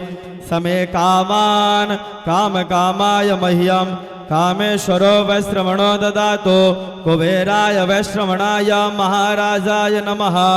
हरि ओम एकदन्ताय विद्महि वक्रतुण्डाय धीमहि, तन्नो दन्ति प्रचोदयात्। हरि ओम तत्पुरुषाय विद्महि महादेवाय धीमहि, तन्नो रुद्रः प्रचोदयात्। हरि आंजनेयाय विद्महि वायुपुत्राय धीमहि,